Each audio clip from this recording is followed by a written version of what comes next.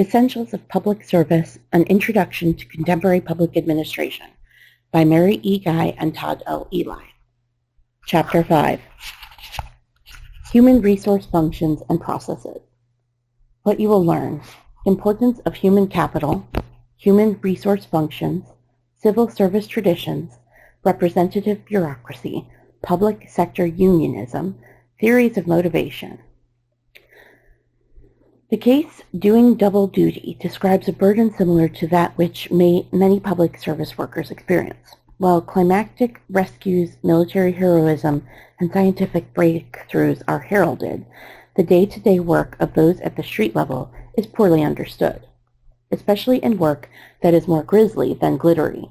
Public service workers find themselves in emotionally intense interactions. Doing double duty uses child welfare work to capture the emotional stew of street-level jobs. Doing double duty. It was a good day. Maria was not sure how she had ended up as a child welfare caseworker, but 8 months into the job, she felt really good. After shadowing and training, she had finally been assigned to her own caseload at the Department of Children and Families. Already she had a chance to advocate for a child in court, and she also assisted a newly adopted family in bringing home some 8-year-old special needs child. She was learning about resources in the community and how to help families as she assessed and provided case management.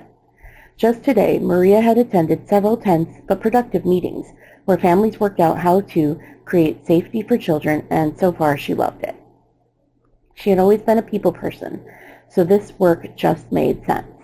She really believed that she could influence her community in a positive way, and loved using her creativity to problem solve with families.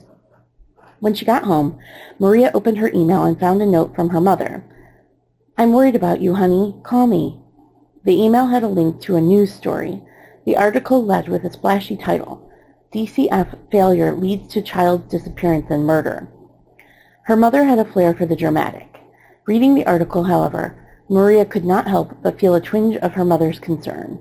The case sounded like any of several she had worked this month.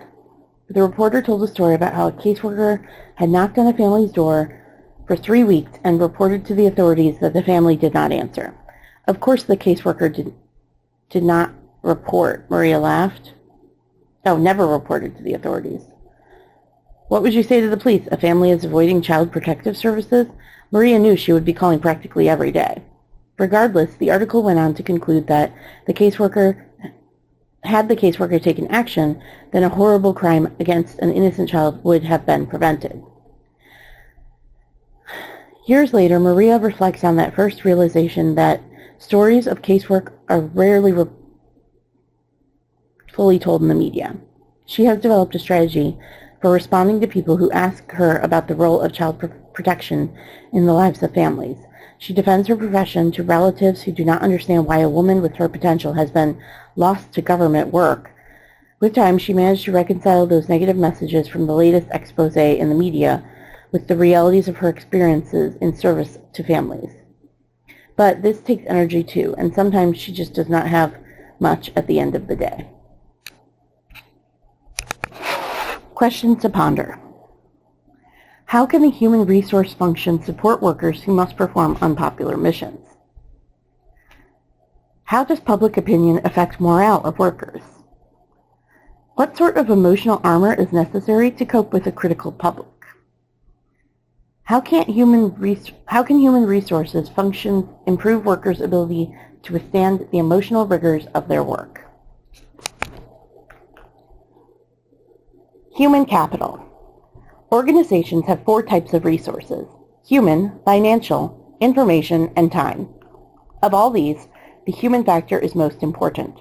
Without the right people with the right skills and motivation in the right jobs, all the money, sophisticated information systems, and time spent will be squandered. Strategic human capital management is the backbone to mission accomplishment. Human capital, analogous to financial capital, includes the collective skills, knowledge, and motivation necessary to do the work of the organization. A capable and well-managed public service workforce is indispensable to the pursuit of public purposes.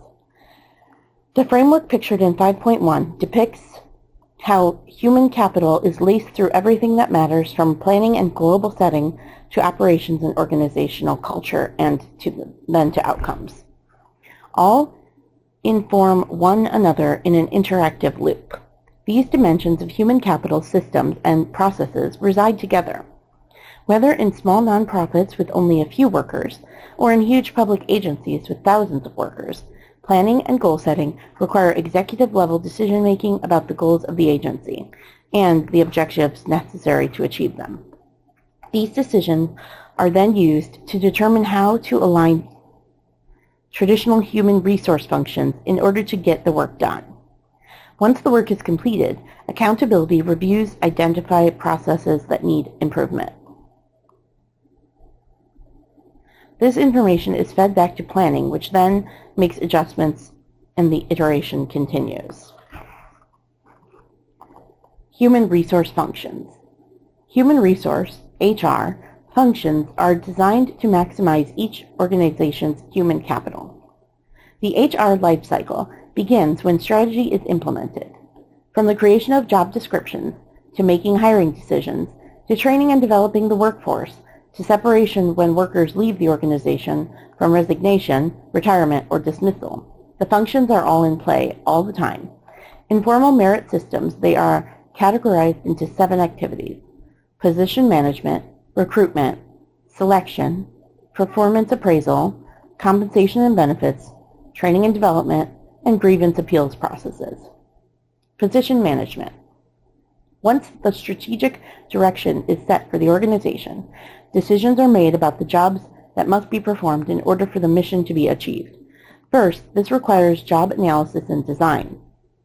These are processes that define the knowledge, skills, and abilities, KSA, necessary to perform each type of job.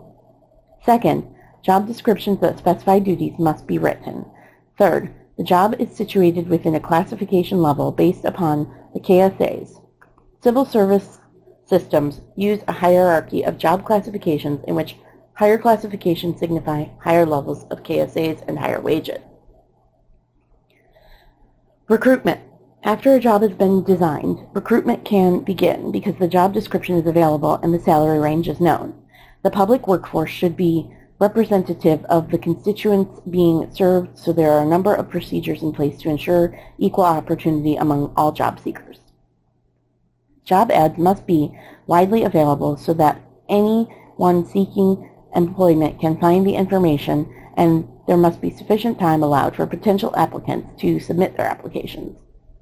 Merit system principles are the cornerstone of American civil service and are codified in U.S. law.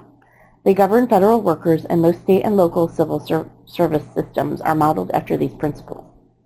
They provide safeguards to workers against discrimination, favoritism, and retribution for whistleblowing. Table 5.1 lists the merit system principles that guide the U.S. Office of Personnel and Management's HR process. Selection. To ensure fairness, lists of finalists are generated through a standardized process so that all applicants are treated the same. Objective measures such as tests, assessments, education, or resume review are used to screen applicants. Objective measures such as tests, assessments, education, or resume review are used to screen applicants. This results in a list of finalists that is sent to the person who will make the hiring decision. After interviews have been conducted, the best candidate is selected. Table 5.1, Merit System Principles. 1. Recruitment should be from qualified individuals from appropriate sources in an endeavor to achieve a workforce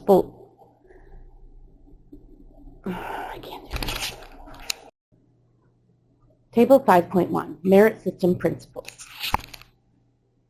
1. Recruitment should be from qualified individuals from appropriate sources in an endeavor to achieve a workforce from all segments of society, and selection and advancement should be determined solely on the basis of relative ability, knowledge, and skills, after fair and open competition which assures that all receive equal opportunity. 2. All employees and applicants for employment should receive fair and equitable treatment in all aspects of personnel management without regard to political affiliation, race, color, religion, national origin, sex, marital status, age, or handicapping condition, and with proper regard for their privacy and constitutional rights. 3. Equal pay should be provided for work of equal value, with appropriate consideration of both national and local rates paid by employers in the private sector, and appropriate incentives and recognition should be provided for excellence in performance. 4. All employees should maintain high standards of integrity, conduct, and concern for the public interest. 5. The federal workforce should be used efficiently and effectively. 6. Employees should be retained on the basis of adequacy of their performance. Inadequate performance should be corrected, and employees should be separated who cannot or will not improve their performance to meet required standards. Employees should be provided effective education and training in cases which such education and training would result in better organizational and individual performance. Employees should be protected against arbitrary action, personal favoritism, or coercion for partisan political purposes, and prohibited from using their official authority or influence for the purposes of interfering with or affecting the result of an election or a nomination for election. 9. Employees should be protected against reprisal for the lawful disclosure of information which the employees reasonably believe evidence of a violation of any law, rule, or regulation, or mismanagement, or a gross waste of funds, an absence of authority, or a substantial and specific danger to public health or safety. Compensation and benefits. This function monitors labor supply and ensures that KSAs are compensated at a level that is competitive in the labor market. Compensation decisions involve equity theory, seek internal consistency across positions, and offer benefits that entice workers to remain on the job. This function also manages annual raise pools, health insurance benefits, retirement benefits, and other offerings. Performance appraisal. This is regularly scheduled monitoring of each employee's performance. In theory, it is an opportunity for the worker and supervisor to engage in dialogue without expectations and assessment for performance. Most appraisals involve standardized rating forms that require a conversation between the supervisor and the worker and a rating of the worker's performance on a series of job-related items. Training and development. For newcomers, training involves an instruction in agency-specific work processes. For those already employed, it involves development of job-specific skills. It is often instituted after a needs assessment indicates that workers will benefit from additional skills, often because a job has changed since the worker was hired. Development is a term often paired with training because it denotes the interest and effort in helping workers expand their repertoire of skills. In addition to training that is designed to improve technical skills, leadership development within an agency is an aspect of staff development activities. As workers develop more skills, they become more valuable to the organization and they increase their likelihood of promotion into leadership positions. Succession planning requires that organizations identify staff who embody the values and motivation that reflect well on the organization and will serve as role models for others. Leadership development is an integral part of succession planning and includes training that develops creativity, innovation, resilience, strategic thinking, and vision, teaches the importance of team building, developing others, leveraging diversity, and managing conflict, emphasizes the importance of accountability, service to the public, decisiveness, problem-solving, and technical credibility, instructs about how to manage finances, human capital, and information technology, sensitizes trainees to the importance of collaborative skills, political savvy, and negotiating skills, reinforces resilience, which is the capacity to respond to stress in such a way that goals are achieved at a minimal psychological and physical cost.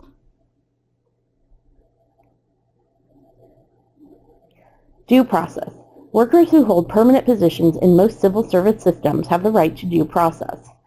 This means that when workers are disciplined or removed for cause, they have the right to file an appeal and have their complaint adjudicated by an appeals board.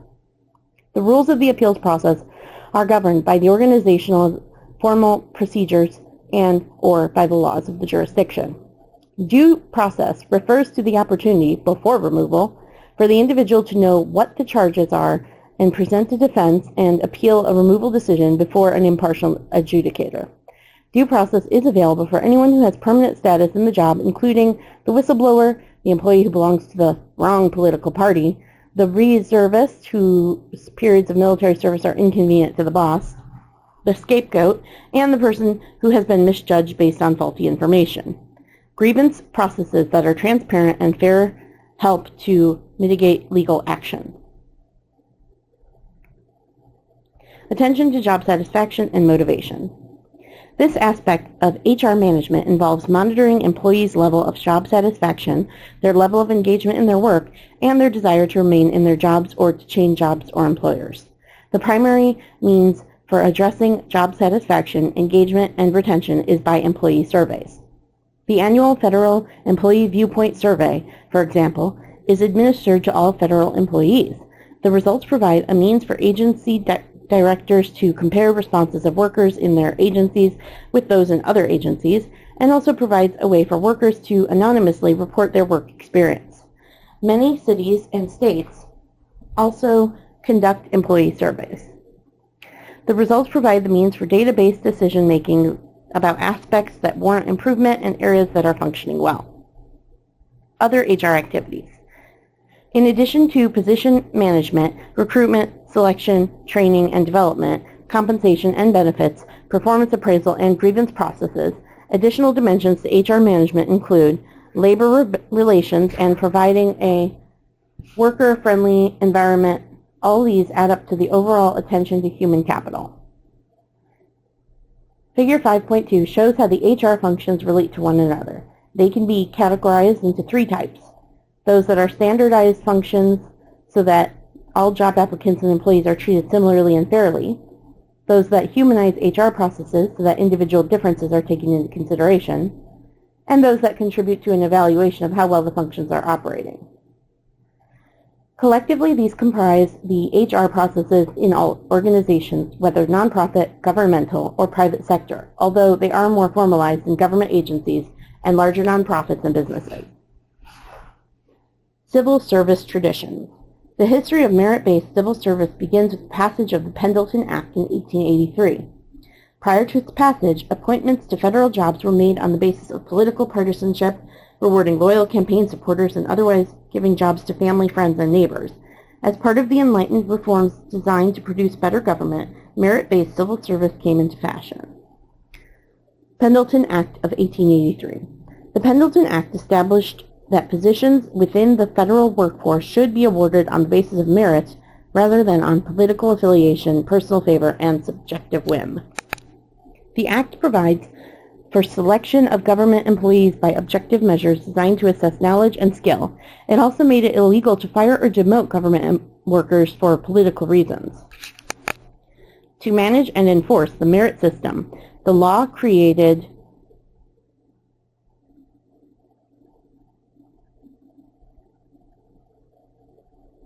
the United States Civil Service Commission, which set the rules, regulations, and implementation of the Act's provisions. The Act also allowed for the President, by executive order, to decide which positions could be subject to the Act and which would not. The Pendleton Act remained in force for almost a century when its provisions were modified by the Civil Service Reform Act of 1978. The Civil Service Reform Act of 1978. The system set forth by the Pendleton Act continued largely unchanged until the Civil Service Reform Act of 1978, CSRA. Intended not as a complete overhaul, but rather to keep pace with the need to refine several key provisions, CSRA explicitly required that the federal workforce be reflective of the nation's diversity. It also streamlined and clarified boundaries between the traditional HR functions, grievance processes, and labor management relations by abolishing the U.S. Civil Service Commission and distributing its functions to three separate agencies: the Office of Personnel Management, OPM, the Merit Systems Protection Board, MSPB, and Federal Labor Relations Authority, FLRA. Responsibilities of three entities are as follows. The OPM provides management guidance to executive branch agencies and issues regulations pertaining to HR functions. The MSPB conducts studies of the federal service and hears appeals of federal employees who have been disciplined or dismissed from their jobs. The FLRA oversees the rights of federal employees to form collective bargaining units, or unions, in order to bargain with agencies. In addition to the creation of the 3 new agencies, a new grade classification for the top level of government's managers was created, the Senior Executive Service, SES. Members of the SES serve in key positions just below the top presidential appointees. They are the link between these appointees and the rest of the federal workforce. In this capacity, they oversee nearly every government activity in approximately 75 federal agencies. While the federal government's civil service system led the way, most states and municipalities have followed suit. For example, in 1884, New York became the first state to adopt a civil service system for state workers. Massachusetts became the second state when it started a merit system in 1885. In the decades that followed, other states as well as municipalities followed suit, adopting merit-based civil service systems spurred by the requirement in a 1939 amendment to the Social Security Act that required jurisdictions to replace their patronage systems with formal merit systems if they wish to receive federal grants. Now, a common foil for complaints about public personnel systems, formal merit-based civil service systems are challenged to balance the need for a representative, skilled, agile workforce and function with transparency, and offer equal opportunity for all job seekers against the changing demands of public service and the whimsies of partisan ideology. Never a perfect compromise, systems continue to experiment with reforms, whether in the form of broad-banded job classifications, removal of job protections, or pay systems that include bonuses. There has yet to be devised a perfect civil service system that can adjust quickly enough to changing needs. The more process-laden a system is, the more accountability and transparency the system has. But formal processes require delays, which are frustrating to managers when time is of the essence. Representative bureaucracy and diversity. Diversity is the collective mixture of differences and similarities that include demographic characteristics such as gender, race, religion, ethnicity, and nationality, along with values, beliefs, experiences, backgrounds, preferences, and behaviors. Diversity traits may be visible or invisible. Visible traits include physical abilities, age, body size, or skin color. Invisible traits include socioeconomic status, sexual orientation, level in the organization, military experience, beliefs, thinking styles, education, and training. For the bureaucracy to be representative of the nation's diversity, the workforce must be representative. People of different backgrounds and heritages have different experiences. It is important that their voices be heard in program planning and delivery so that these experiences are reflected. It is also important that their viewpoints be included in decision making. This is how representative democracy comes to life in pursuit of public purposes. Achieving representativeness is difficult, however, because of cross-cutting pressures to give advantage to some applicants over others. For example, in federal hiring agencies are expected to give preference to veterans. However, only about 10% of veterans are women, putting women at a disadvantage in accessing federal jobs. This example shows that achieving one goal to reward those who have performed military service becomes an obstacle toward another goal, gender integration in the workforce. Balancing acts are required when competing initiatives get in the way of achieving representativeness. Public sector unions and collective bargaining. Although public sector and private sector unions have much in common in terms of providing a collective voice to advocate for issues important to workers, there are significant differences. For instance, the parties for collective bargaining are more or less equal in the private sector. In government, however, the state has much more power than unions. Second, private sector unions and companies constrained by market-focused forces, while public sector unions are constrained by economic pressures as well as political values. Third, economic issues are distributive in the private sector. Wages and benefits come from the firm's earnings, and the question during bargaining is how much of the earnings will be allocated to labor. In public unions, discussions about wages and benefits are dependent on budgeted expenses. And fourth, in the private sector, disputes may result in labor actions such as strikes or lockouts, whereas in government, strikes in many settings are illegal. Thus, the bargaining clout of public sector unions is less than that of private sector unions. Despite the differences between private sector and public sector unions, or perhaps because of them, union representation is markedly higher for public workers than for private sector workers. As shown in Table 5.2, union representation is 5 times higher in government than in business. And the spread is even greater at the local level, where most teachers, police officers, and firefighters are represented by unions. This means that HR directors must be conversant in labor management, negotiations, and collective bargaining processes. HR in nonprofits. HR management in nonprofits is more similar to human resource processes in business than in governments, with a few exceptions. Compared to government civil service systems, there is more latitude in hiring and setting compensation. There is not an explicit expectation that the workforce be representative of the clientele being served, and, except the largest nonprofits, there will not be standardized sets of job classifications with limits on the pay range within each classification. They have more latitude to offer compensatory time in lieu of a higher salary and to make the individual exceptions to procedures. And all employees are at will, which means they serve at the pleasure of the director and may be terminated at any time for any or no reason. As a nonprofit grows and adds employees, however, the more it will find it necessary to develop a standard HR process and ensure that it treats all workers fairly. Standardization of processes prevents charges of favoritism or wage discrimination in large nonprofits, just as it does in business. A difference between nonprofits and business is the expectation that the business leaders can earn a very sizable income, but for nonprofit it is expected that the leaders will be paid a reasonable but not excessive income. Another difference is that leadership are usually paid at the leadership level, where board members of nonprofits are volunteers, while directors of businesses are usually paid. Also in business, the chief executive officer is often on the board of directors and is sometimes the president of the board. In nonprofits, the chief executive officer, often called the executive director, usually does not serve on the board, or, if on the board, serves as an ex officio capacity and does not have a vote. Another difference between business and nonprofits comes from the relying on volunteers to deliver services. This means that motivation is disconnected from salary, so managers must rely heavily on the meaningfulness of the job and commitment. Unlike businesses where performance is linked to profits, volunteers' contributions are linked to public service and mission achievement. The activities necessary to effectively manage paid staff in nonprofits are similar to those required to manage volunteers.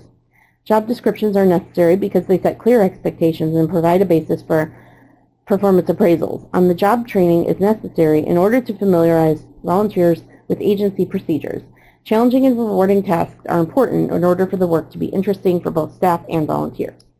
Retention of staff is a significant challenge in small nonprofits for 2 reasons: salary limitations and a low ceiling for upward mobility. In small organizations, there are only a few opportunities for promotion due to there being only a small number of positions. Organizations that are dependent on grants, contracts, and occasional philanthropy often have tight budgets with little room for expansion. All these differences, from recruiting to compensating to directing, motivating, combine to make the HR process for nonprofits sort of like and sort of unlike HR in government. Engagement, motivation, and job satisfaction. Employee engagement, motivation, and job satisfaction are human factors that contribute to performance in all work settings. Motivated employees are intent on their jobs and take pride in their accomplishments.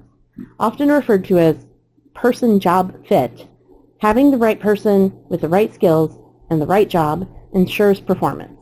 Surveys conducted by the National Research Center confirm that the workers in state and local governments value good person-job fit. More than 70% report that they are well suited for their jobs and they are helping people. Another HR function, however, does not fare well. Less than 50% positively rate questions about their performance evaluations.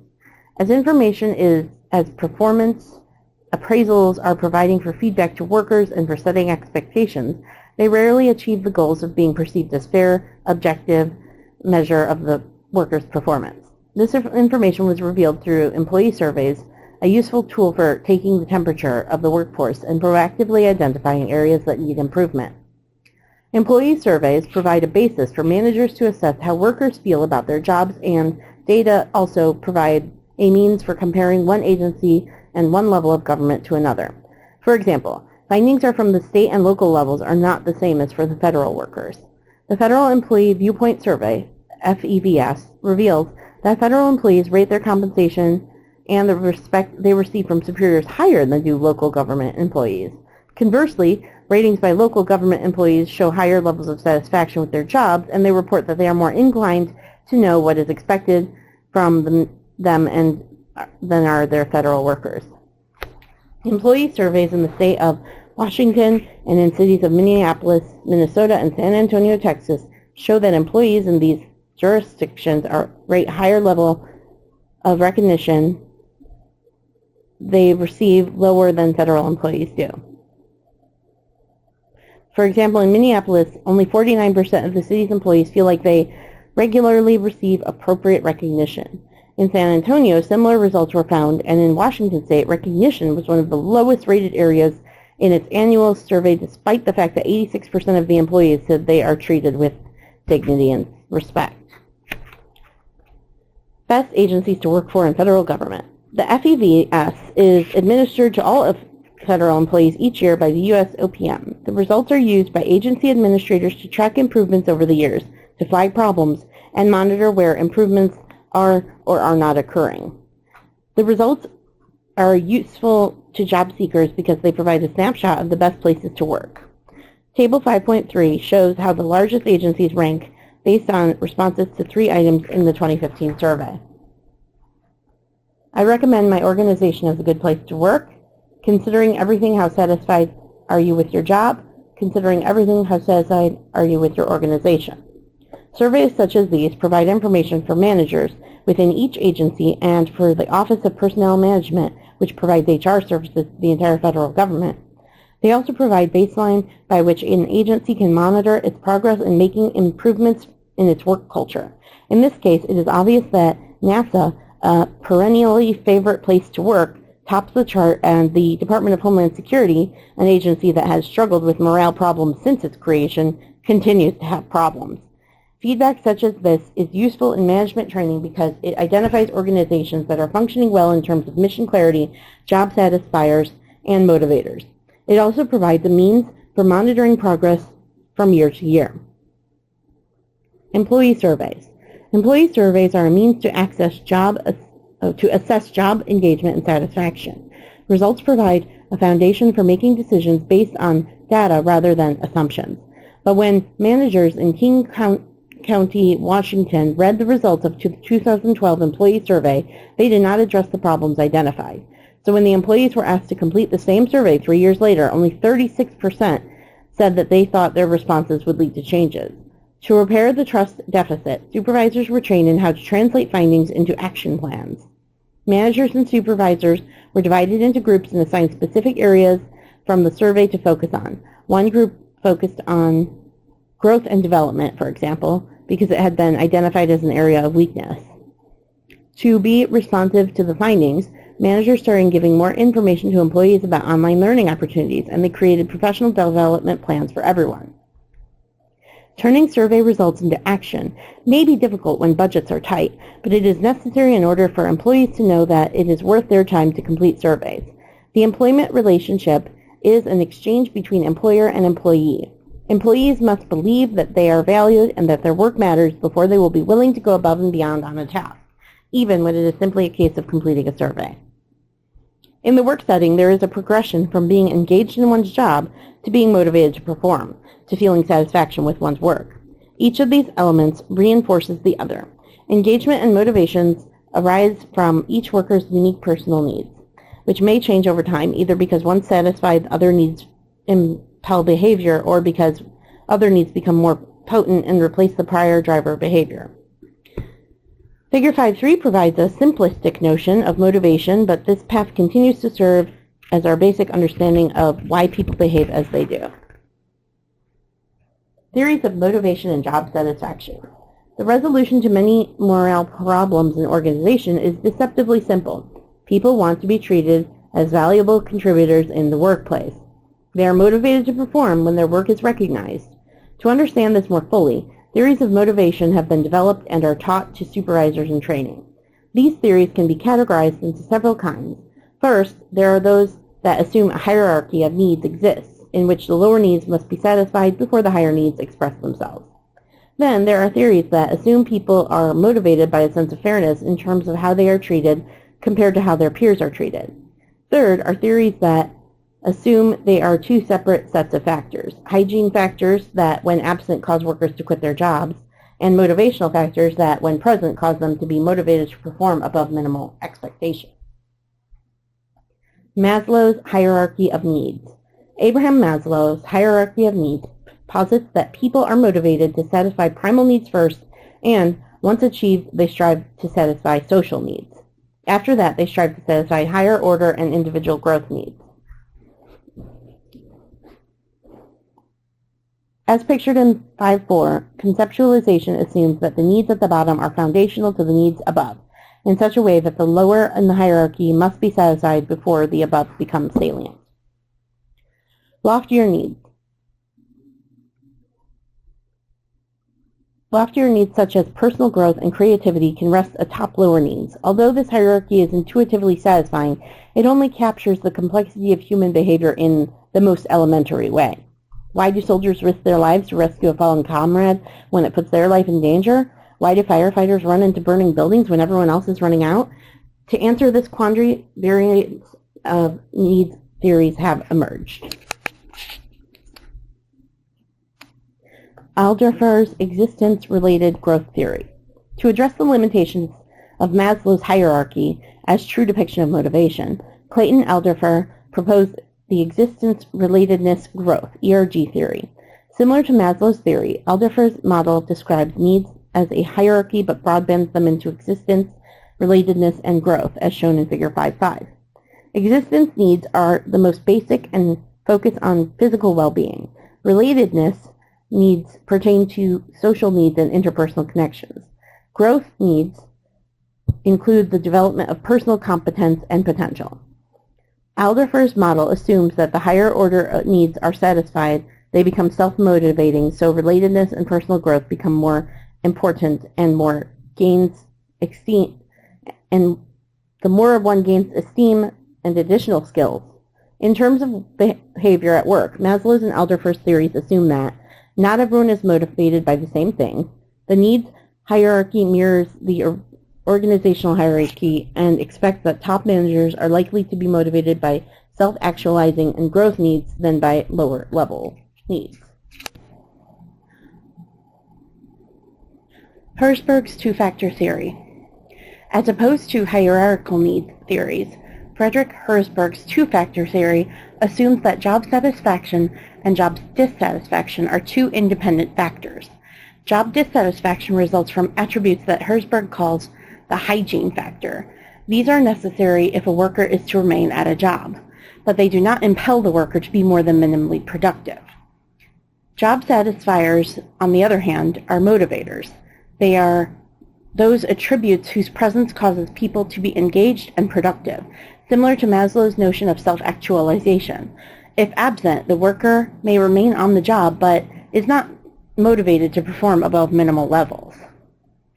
Hygiene factors are those considerations whose absence causes workers to be dissatisfied and to leave their jobs, but whose presence fails to motivate productivity. Examples include adequate working conditions, job security, pay, benefits, satisfactory interpersonal relationships, and adequate supervision. In general, these are items lower in the Maslow-Alderfer hierarchies. Motivators are factors whose presence motivates workers to be engaged and to perform above and beyond minimal accepted performance. They include needs that are higher in the Maslow's and Alderfer's hierarchies: recognition, opportunities for personal growth, achievement, advancement, and the ability to make a difference. Salary and benefits packages are hygiene factors. Workers have a variety of needs that one-size-fits-all is not an informed approach. For instance, as organizations design reward systems to enhance retention, cafeteria plans are popular because they allow workers to select the benefits that work for them. While leave days may be the most valued for a parent with small children, healthcare benefits may be more important for someone with a chronic health condition.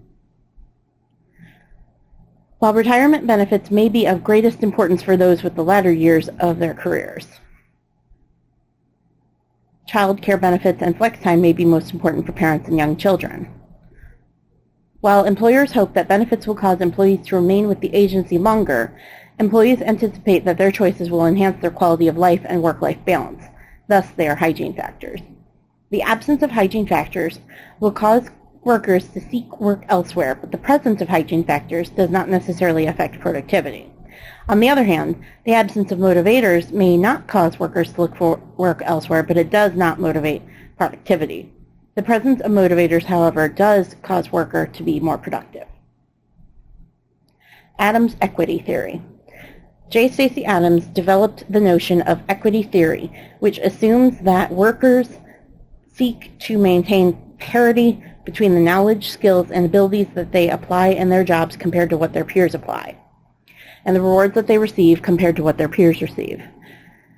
Equity theory says that it is not the actual reward that motivates, but rather the perception of it.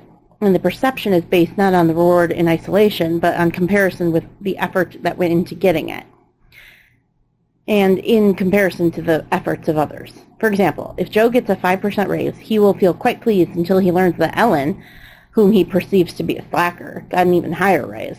At that point, equity theory holds that Joe will be demotivated. In other words, equity theory assumes that people's motivation results from comparing the reward they receive in return for the effort they expend with the comparable ratio of reward to effort for others. Although equity theory is plausible, the realities are difficult. First, people usually do not have the complete information about how others perform and how they are rewarded. Thus, they make judgments based on perceptions and inferences. Second, some people's ratios are complicated, as they may be willing to ignore short-term inequities as long as they expect things to work out in the long term.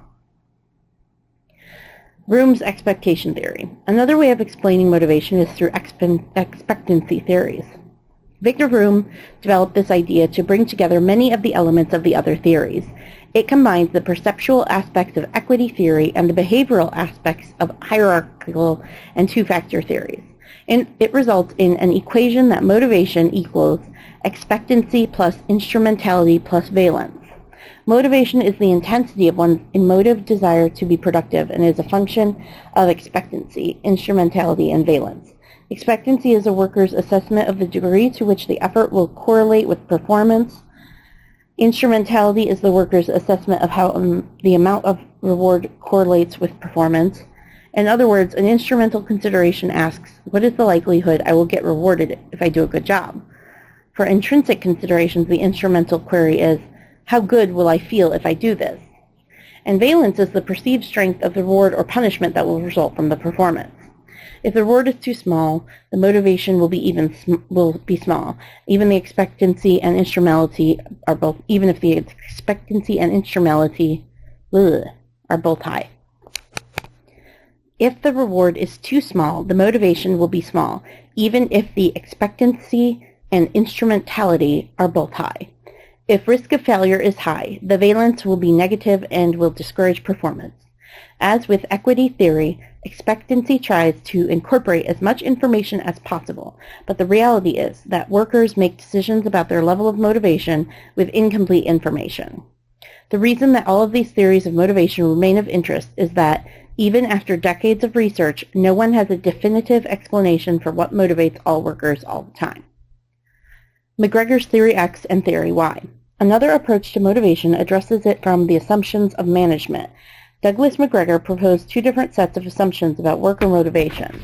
While hierarchical, two-factor, equity and expectancy theories of motivation focus on the worker, McGregor's theory focuses on the assumptions that affect how managers supervise workers.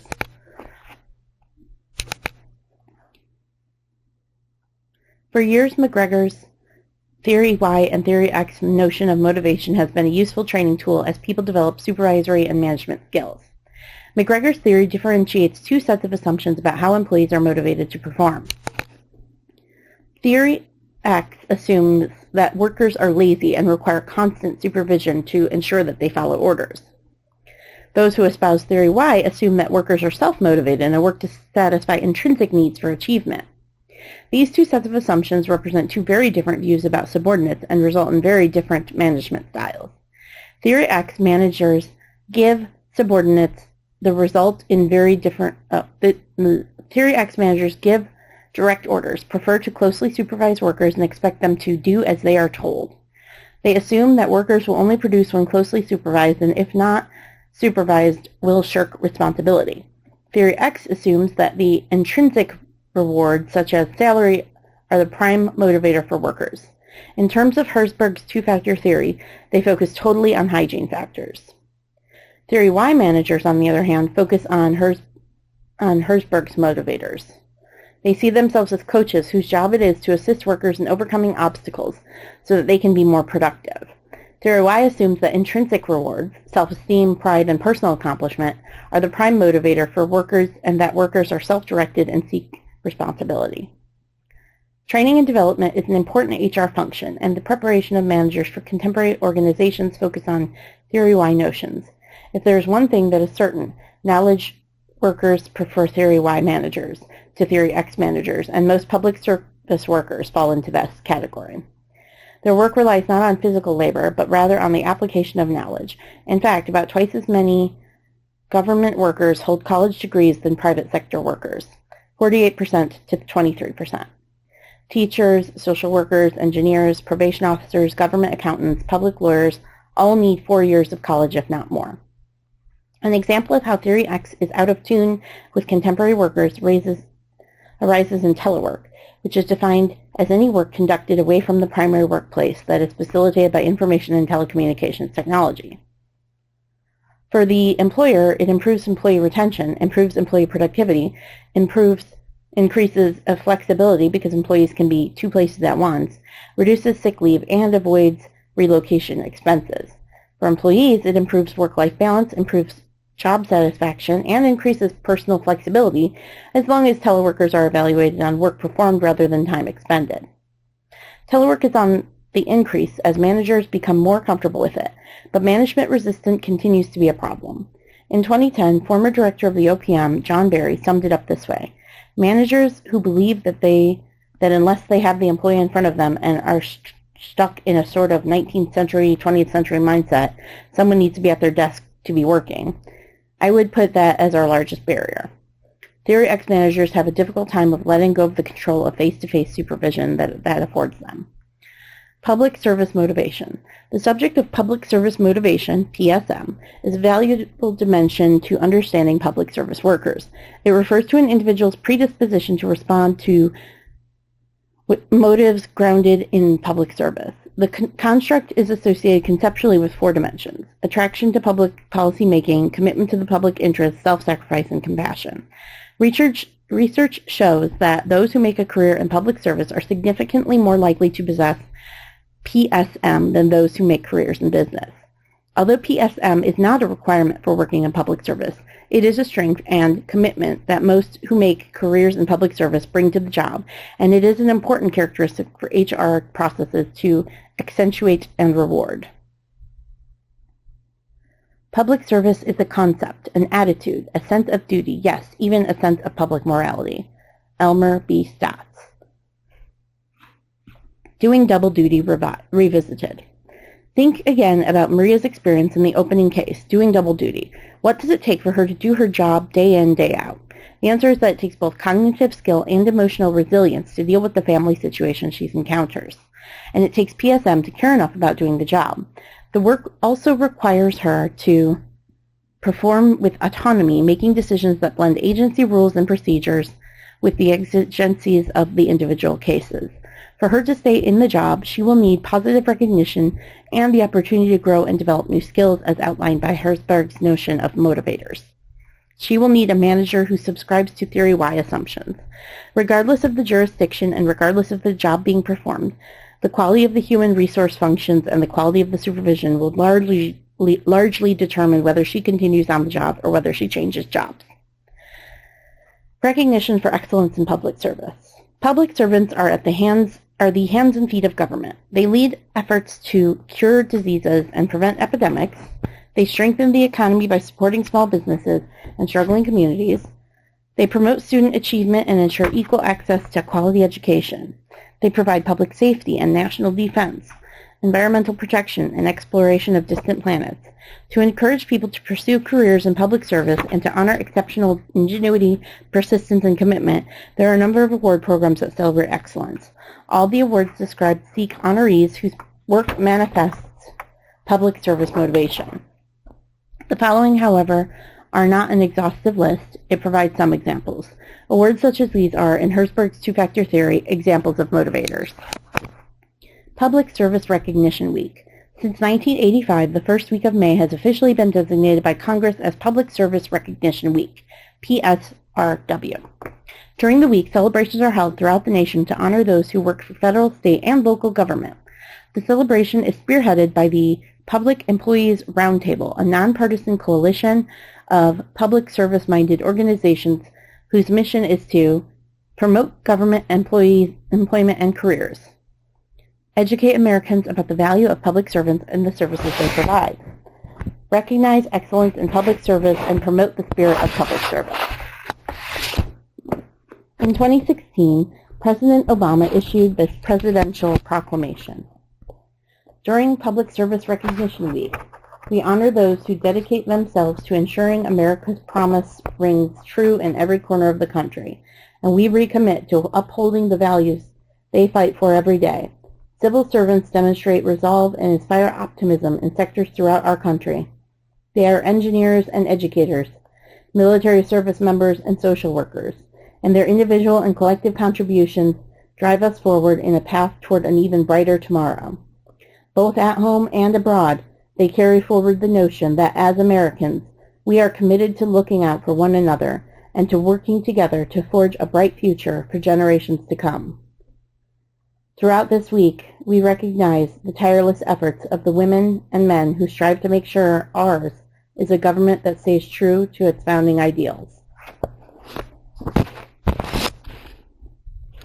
This award honors contributions of the public service practitioners across all sectors of government and is given jointly by two professional public administration associations, the American Society for Public Administration and the National Academy of Public Administration, ASPA and NAPA National Public Service Award. It honors individuals who make outstanding contributions and whose accomplishments are models of public service. Award winners are selected from all levels of public service, local, state, and federal governments, and domestic and international nonprofit organizations. While winners come from diverse backgrounds, they are individuals who have taken risks to achieve change, have made profound improvements in service to the public, have achieved substantial savings in government operations, have fostered a more democratic society, and or have served as champion for social equity. SAMMYs, another award given by the Partnership for Public Service, which is a nonpartisan nonprofit organization whose mission is to help make government more effective through strengthening its human capital. The annual Service to America Awards honor public servants who put the service to others foremost in their work. Thought of as the Oscars for government service, SAMMYs reward dynamism, innovation, and commitment in response to the needs of Americans. These three national awards, along with the National Military Honors and Civilian Awards given in states and locales across the nation, are examples of how public service motivation is rewarded. Without people working on behalf of their communities, there would not be communities. This is why the human factor is so important in public service. Career choices. Of public administration, students who graduated in 2015, survey results show that 47% are employed by government. 23% are employed in nonprofits, and 18% work in the private sector. But it is likely that, regardless of the sector where they work upon graduation, most will work in another sector before their careers are done, or at least in another agency. This is because people rarely work for the same employer, or at least the same agency, throughout their careers.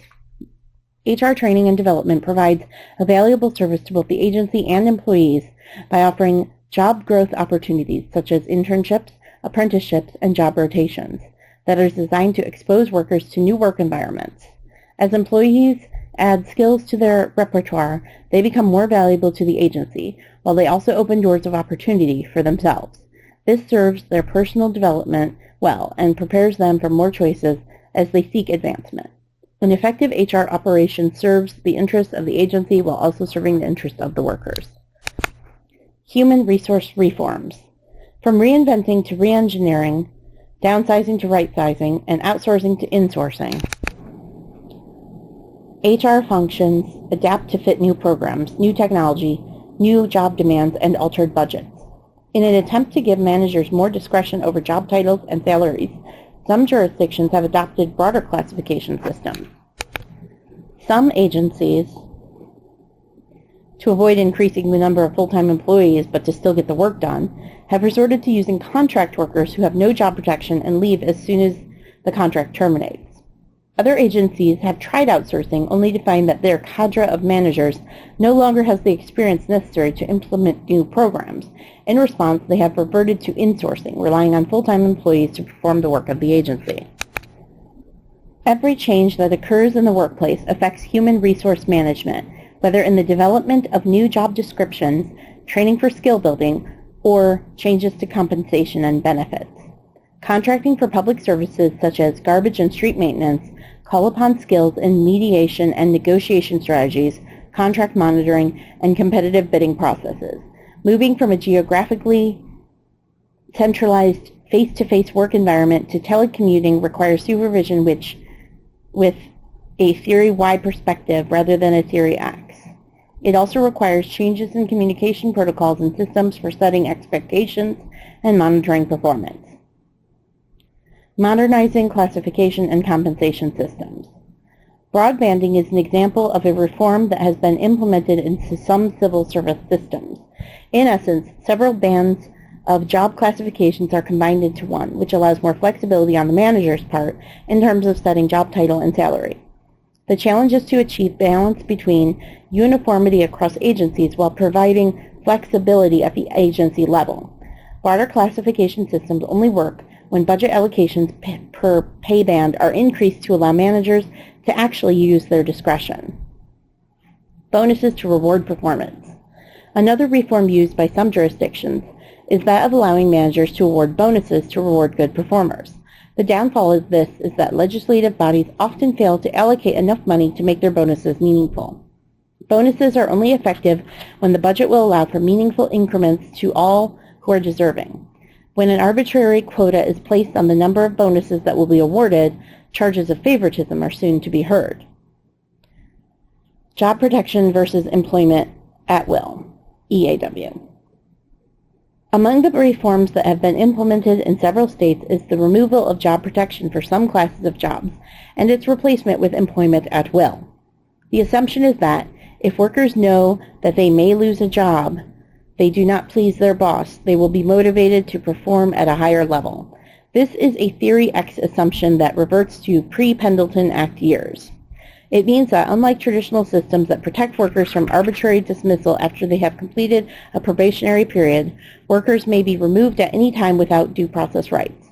The only job protections for employees at will come from federal law that applies to all workers regardless of sector, such as anti-discrimination laws, wage and hour laws, and laws that govern worker safety, family and medical leave, and union activity. Proponents for EAW argue that the threat of losing jobs prevents workers from taking the job for granted and not performing at their best. On the other hand, public employees have traditionally been paid less than equivalent jobs in the private sector and have less luxurious work environments. The trade-off has been the security offered by job protections. Employment at will is now the norm in the state of Georgia, and it has been expanded for selected job classifications in some other states. There is always tension between tried and true procedures that offer stability and predictability and frustration with bureaucratic inertia versus new procedures that offer cost savings or avoid lengthy delays in hiring and dismissal processes. The important thing to remember is that public HR systems are in place to ensure equal opportunity to jobs and employment based on applicants' knowledge, skills, and abilities rather than partisanship or personal connection. Transparency in compensation is required. To change one element of the system requires changes in most other aspects. Debate: time-consuming hiring processes versus speedy hirings. Although civil service systems have achieved merit-based hiring, equal opportunity for job applicants, and a representative workforce, These positive attributes are not without cost, primarily in the form of time. In order to provide for broad opportunity to apply for jobs, positions must be posted in multiple outlets with sufficient time for prospective employer applicants to learn of the job and apply for it. Then, objective measures must be used to screen applicants, whether that is a simulation, resume assessment, or test that is scheduled at such times where applicants may participate. The scoring must be done in a transparent fashion. Once scoring is complete, lists of qualified finalists are forwarded to the hiring authority, and the interviews must be scheduled. All of this requires months, not days, to complete. Critics say that the time delay is not worth the benefit, and that the streamlined processes should be used, even if such processes short-circuit equal opportunity and standardized selection of process. Which is better, hiring processes that achieve important democratic ends, or speedy processes that minimize equal opportunity? Balancing act. Public employees and free speech. Government employees occupy an interesting space in legal theory. They're both citizens with all the rights that come with constitutional protections, and they're also employees obligated to fulfilling employer demands. The U.S. Supreme Court weighed in on this balance via two decisions: the 1968 Pickering v. Board of Education case, followed by the 2006 Garcetti v. Ceballos decision. While Pickering affirms the First Amendment rights of public employees, Garcetti sets a boundary around those rights. In Pickering, a high school teacher was fired after publishing a letter in the local newspaper blowing the whistle on how the school district was spending money on athletics rather than academics. The decision noted that employee-employer disputes often present in the conflict between the employee's free speech interests and the employer's efficiency interests. Justice Thurgood Marshall wrote, "The problem in any case is to arrive at a balance between the interests of the teacher as a citizen in commenting on matters of public concern and the interests of the state as an employer in promoting the efficiency of the public services it performs through its employees." The decision reinstated Pickering to his teaching job and the foundation of public employee First Amendment rights. The court's decision made clear that citizens do not give up their right to speak of matters of public interest just because they are an employee of the state. This line of reasoning was upheld recently in a 2016 case before the Supreme Court, Heffernan v. City of Paterson, in which the decision was in favor of Heffernan, a police detective who had been demoted because the police chief thought he was supporting a mayoral candidate who was trying to unseat the incumbent. The ruling affirmed that public employees cannot be penalized for exercising their First Amendment freedoms. In Garcetti, on the other hand, a deputy district attorney had criticized the search and warrant and the sheriff's affidavit that supported it. He wrote a memorandum communicating his findings to his supervisors, recommending a dismissal of the case. The supervisors refused to dismiss the case, and afterward he was subjected to a series of retaliatory employment actions, including reassignment to a different position, transfer to another courthouse, and a denial of promotion. In this case, the court held that public employees are not speaking as citizens when they are speaking to fulfill responsibility of their job.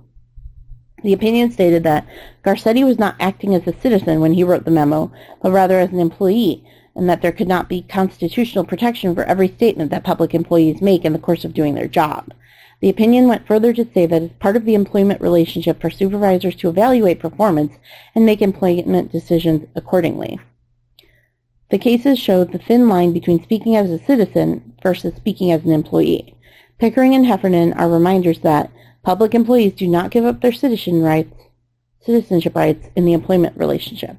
And Garcetti reminded us that workplace policies and procedures trump employees' freedom of speech when within the performance of official job duties. Careers in human resource management are rich in possibility. The story of Michael Messiah, who once served the Director of Human Resources for the Port Authority of New York, New Jersey, demonstrates this. Summary. Human capital is the bedrock of all organizations and all public services. It is the foundation of program planning, staffing, performance, and outcomes. From determining the types of jobs necessary, to recruiting and developing staff, to evaluating outcomes and making strategic changes to improving processes. People are at the heart of every enterprise. Public service workers are both architects and agents. They plan the service and they deliver them. The terms human capital and human resources are largely synonymous. Human capital is used to denote the fact that human capital is an important financial resource. Human capital is as important as financial resources. The differentiation between capital and resources came about in 2002 with the Chief Human Capital Officers Act, which required federal agencies to designate a Chief Human Capital Officer, CHCO. CHCOs are their agency's chief policy advisor on all human resource management issues. CHCOs are their agency's chief policy advisor on all human resource management issues. The CHCO is responsible for selecting, developing, training, and managing a high-quality productive workforce. Thus, the CHCO is typically the director of the agency's human resource office. The term human capital denotes elevation of human resource management from a purely staff function designed to assist managers in staffing their operations to a strategic element of the organization essential to all agency planning and operations.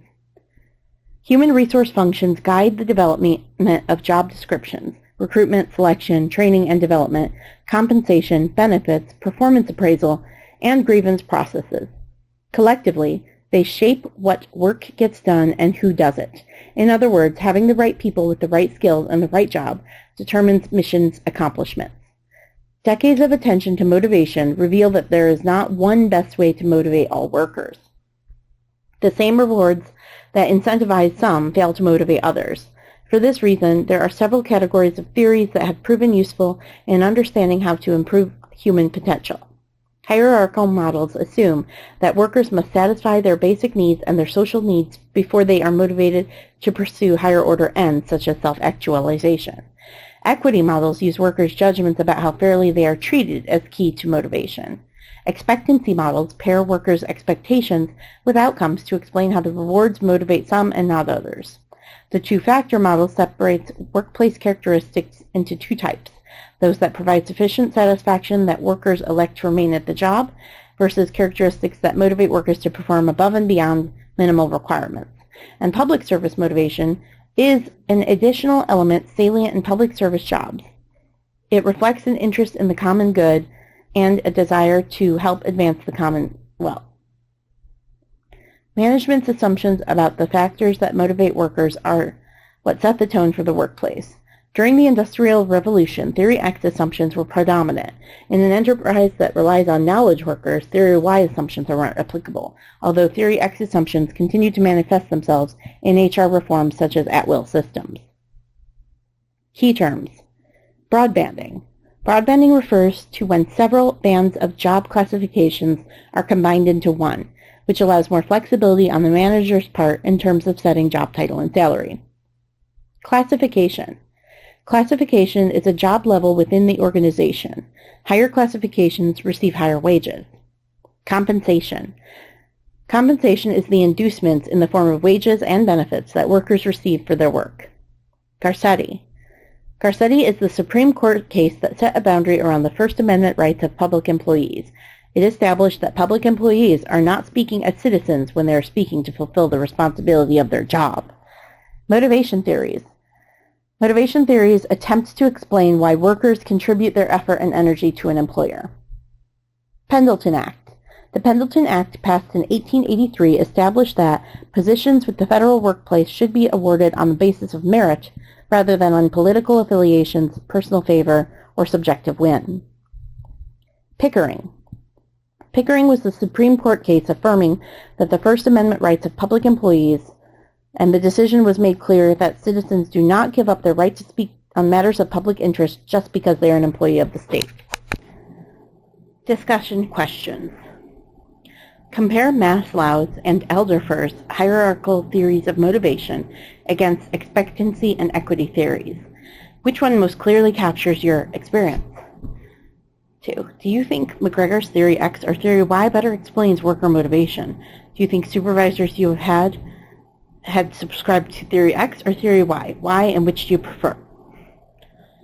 3. Compare Herzberg's two-factor theory of motivation and hierarchical equity and expectancy models. Which do you think presents a more realistic comprehension of motivation and job satisfaction?